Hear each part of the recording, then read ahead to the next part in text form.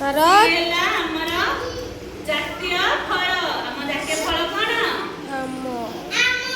ଆମ୍ବ ହେଲା। ଆଉ ବାଘ ଦେଖିଛ? ବାଘ ସିଏ ହେଲା ଆମର କଣ?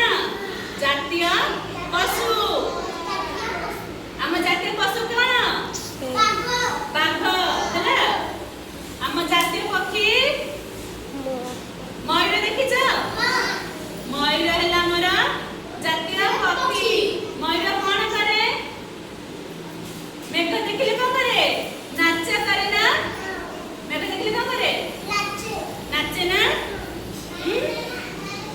ତାପରେ ବରଗଛ ଦେଖିଛ? ସିଏ ଆମର କଣ? ଜାତୀୟ ଗଛ। ହଁ। ଆଉ ଫ୍ଲାଗ ଦେଖିଛ? ତ୍ରିରଙ୍ଗ ପତାକା ଦେଖିଛ? ଅଗଷ୍ଟ 15 ଧରିକି ବୁଲୁଛ। ତାର କଲର କେତେଟା ଥିଲା? ତାର କଲର କେତେଟା? 3ଟା ନା? ସେ 3ଟା କଲର ଅଛି ନା? ସିଏ ହେଲା ଆମର କଣ? ଜାତୀୟ ପତାକା। ଜାତୀୟ ପତାକା। ଆଉ ଆମର କଣ? ମହାତ୍ମା ଗାନ୍ଧୀ ଜାଣିଛ? ମହାତ୍ମା ଗାନ୍ଧୀ ଆମର କିଏ? ଜାତୀୟ ପିତା। ଜାତୀୟ ପିତା। ତ ଏଥର ମନେ ରହିଲା? ମୁଁ କହିବି ଆଉଥରେ ପଚାରୁଛି ହେଲା। ଜାତୀୟ ପଶୁ ନା କଣ? ଜାତୀୟ ପଶୁ ନା କଣ? ଜାତୀୟ ପଶୁ କିଏ?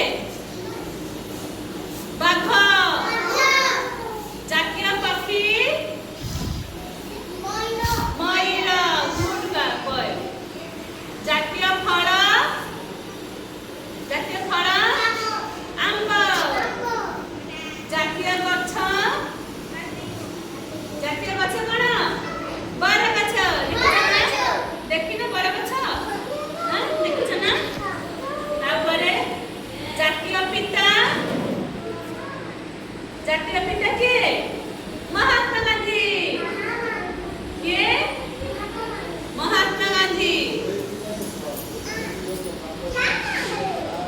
ଆଉ ଜାତୀୟ ପତାକା? ତ୍ରିରଙ୍ଗ ପତାକା। ସମସ୍ତେ ମନେ ରଖିଦେଲ? କାଲି ମୁଁ ତ ଆଉଥରେ ପଚାରିବି ହେଲା। ବାଇ।